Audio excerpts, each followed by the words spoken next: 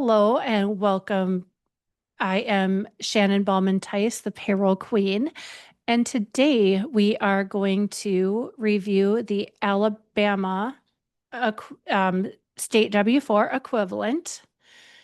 All right, the Alabama Department of Revenue calls their W-4 equivalent a Form A4, and it has the standard information on it, which is the employee name, social security number, street, city, state, and zip code, and how to claim. Oh, actually, let's read this up here first. Every employee on or before the date of commencement of employment shall furnish his or her employer with a signed Alabama withholding exemption certificate relating to the number of withholding exemptions which he or she claims, which in no event shall exceed the number to which the employee is entitled. That's a lot of words to say that before you start working, you have to submit the form A4 and that your exemptions cannot exceed the number that you're entitled to. In the event that the employee inflates the number of exemptions allowed by this chapter on Form A4, the employee shall pay a penalty of $500 for such action pursuant to Section 40-29-75. So it sounds like Alabama's pretty serious about not overclaiming your exemptions. So, down here is a little worksheet on how to claim your withholding exemptions. So, one, if you claim no personal exemptions for yourself and wish to withhold the highest rate, write the figure 0, sign and date Form A4, and file with your employer. If you are single or married filing separately, a 1,500 personal exemption is allowed. Write the letter S if claiming single exemptions, or MS if claiming married filing separately.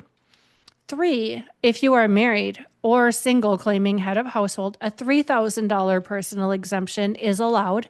Write the letter M if you are claiming an exemptions for both yourself and your spouse, or H if you are single with qualifying dependents and you are claiming head of household. So this is different than a lot of other states and the federal W-4. Most of the time it's a radio box that you pick and you choose single or married filing separately, or married, or head of household, and that's the status. But on here it's saying that you have to write specific letters, and then number 4 is where you claim the number of dependents other than your spouse that you will provide more than half of the support to during the year.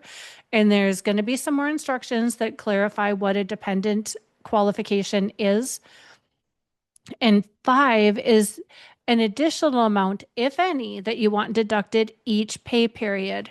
So if you want an extra $5,200 withheld and you get paid weekly, you would put $100 for each pay period. Let's see, is number 6. This line shall be completed by your employer. The total exemptions, example, if the employee claims M on line 3 and 2 on line 4, the employer would write M2 for married with 2 dependents in the withholding table. And again, just like all of the W-4s and state equivalent W-4s that I've seen, you're signing this under penalty of perjury that you're certifying that you have examined the certificate and to the best of your knowledge and belief, it is true, correct, and complete. And then the part 2 is completed by your employer, and employers are required to keep this certificate on file if the employee is believed to have claimed more exemptions than legally entitled, or claims 8 or more dependent exemptions. The employer should contact the department at the following address or phone number for verification: Alabama Department of Revenue Withholding Tax Section, P.O. Box 327480, Montgomery, Alabama 36132. By phone at 334-242-3600, 1300 or by fax 334-242-0112. If the employee does not qualify for the exemptions claimed upon verification, the employer is required to withhold at the highest rate until the employee submits a corrected Form A4 reflecting the proper exemptions that they are entitled to claim.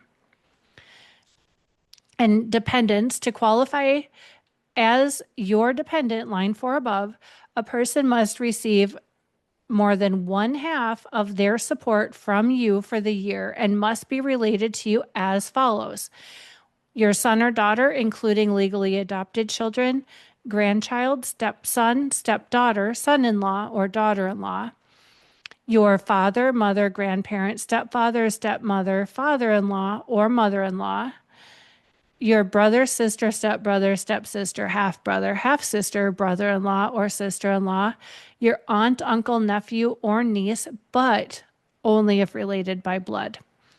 And this form may be reproduced, which is good because a lot of times people will just print this and hand it to their employees. Very few people send the digital copy, even though most of the time, I would say almost all of the time, the digital copy is totally acceptable.